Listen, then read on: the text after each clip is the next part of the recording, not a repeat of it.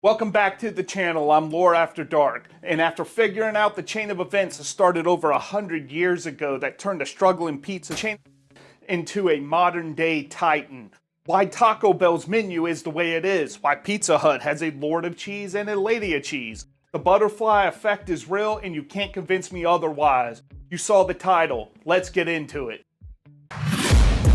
Prohibition started in 1920. Why? Don't really care. That would be its own video. But what is important is the chain of events that kicked off during Prohibition that led to it saving Domino's. And I'm not talking about the mob's rise to power or the bootleggers' high-powered bars that would eventually become NASCAR, or the people learning the hard way that the government will kill you if you don't do what they want. The government, knowing that people were still gonna get drunk, made the manufacturers of industrial alcohol put methyl alcohol in it, knowing it would kill whoever drank it. That's real. It's estimated this killed between 2,000 and 10,000 people. But no one wants to talk about that.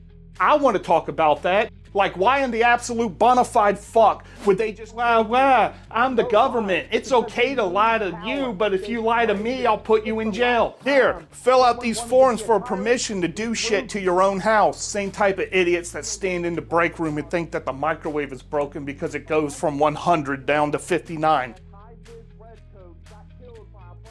I need a focus. This is supposed to be about Domino's. A ton of bars wanting to stay in business switched to ice cream parlors, as well as a bunch of the breweries, like Anheuser-Busch converted part of its operation to make ice cream under the brand Frody. And Yuengling built a plant, and it still has an active website to this day. Now, with ice cream being the new social hangout, the consumption increased a lot. It went from an estimated 2 quarts per person in the early 1900s to over 8 quarts by the late 1920s. Fuck, why's my mouth so dry? When Prohibition was repealed in 1933, the bars and the breweries got back to work, and the government, trying to avoid the rapidly expanded dairy industry from collapsing overnight, stepped in and passed the Agricultural Adjustment Act, which introduced price supports and subsidies. Then, in 1935, created the Commodity Credit Corporation to handle the dairy support program. Then again, in 1949, with the Agricultural Act, it created the Dairy Price Support Program and mandated federal price floors for milk. You mean no matter what, I'm guaranteed money and it doesn't even matter if nobody needs it? I mean, I know what I would do. You know what you would do. And that's exactly what those farmers started doing. They started overproducing. And from then on, throughout the 70s, all that excess milk had to be bought with our tax dollars because the government made it illegal for the government to not buy it. Now they have all this excess milk, so what are they going to do with it? Ultimately, it was decided to get turned into cheese, thrown in a cave, and they'll deal with it later. I mean, it makes sense to me. Milk lasts about 2 to 3 weeks, and cheese can last years. So each administration ignored it, leaving this problem for the next one to deal with, and then Reagan found out about this after being elected in 1981. He was looking at his staff, asked if they saw all this cheese in the cave, and then informed them that he didn't want to anymore. It was costing about $1 million a day, or 3.9 million in today's money, and it was just rotten in those caves. So John Block, the USDA secretary at the time, did a press conference, held up a block of moldy cheese. The press conference was basically, we have all this cheese, it's costing us too much money. What should we do with it? I kind of want to throw it in the ocean and just be done with it. And nobody really liked that idea. And we're like, we paid for it, just give it back to us. There's people that could use it. So they ended up giving the cheese to welfare programs and food banks, and this was later codified in the 1983 Farm Act. This is also where the phrase government cheese came from. Also, that same year, a milk checkoff program was started under the Dairy Production Stabilization Act. For those who don't know, a checkoff program is a program that has mandatory fees for producers, in this case, dairy farmers. And those fees go into a pool for various things like research and advertisements. You know those you got milk ads? Funded by dairy checkoffs. The National Dairy Promotion Research Program was started under the same act, which in turn was funded by the checkoffs that the newly created National Dairy Board was in charge of. Leave it Leave it to the government to create multiple new entities to be in charge of other new entities, even though the American Dairy Association existed in 1940, and the National Dairy Council was started all the way back in 1915 when the horses were still shitting in the streets. But yeah, let's make a couple more agencies because they don't think the one that existed since most of the country didn't have indoor plumbing could handle it. Anyway, in 1995, a bunch of these types of things were wrapped into a new thing called Dairy Management Incorporated, or DMI. And the plan was to use demand-based marketing to start getting people to eat cheese by getting people to put more cheese on what they normally eat, which is the easiest job I ever heard of. Who doesn't like cheese? It's the best thing ever. We put cheese on everything. Why is this even a job?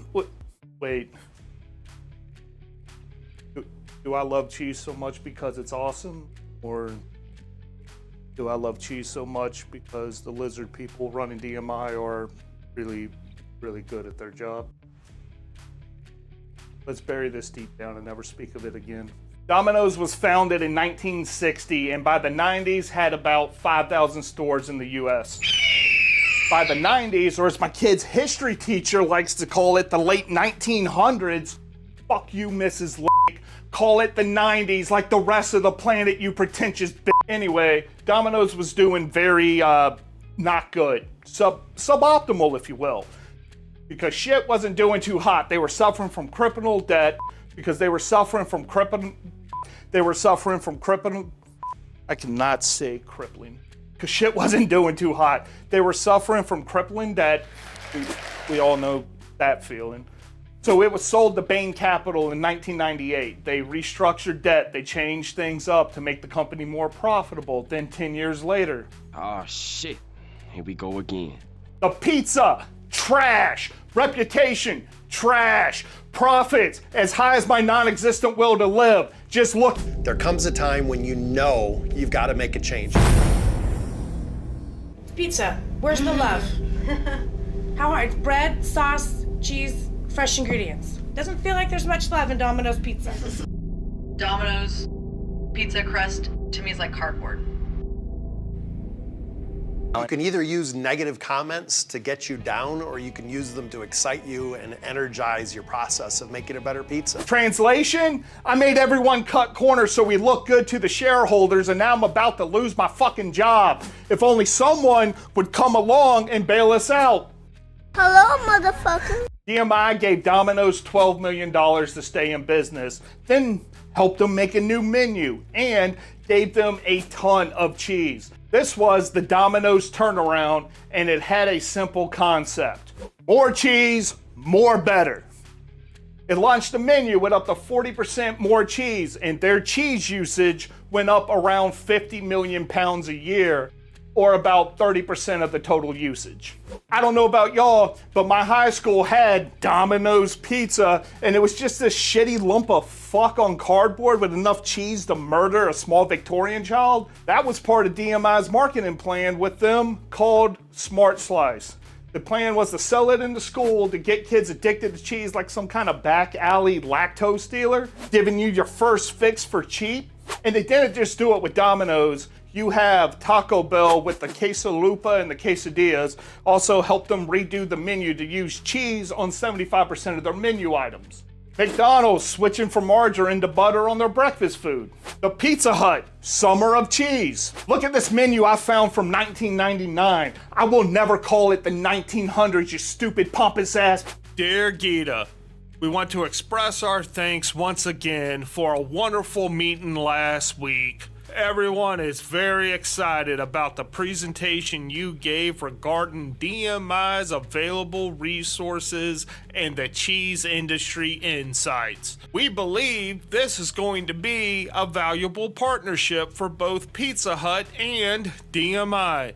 Let's sell more pizza and more cheese. Sincerely, the Lord of Cheese, and the Lady of Cheese. They know how ridiculous this shit is, and they're still working together with both of them. Here's an article from 2019 on Pizza Hut using more cheese, and they announced it during National Dairy Month, and it can be found at https:// what the fuck am I, a car reading the text? Why is that still in there? Why is that still in the script? I need to get my shit together.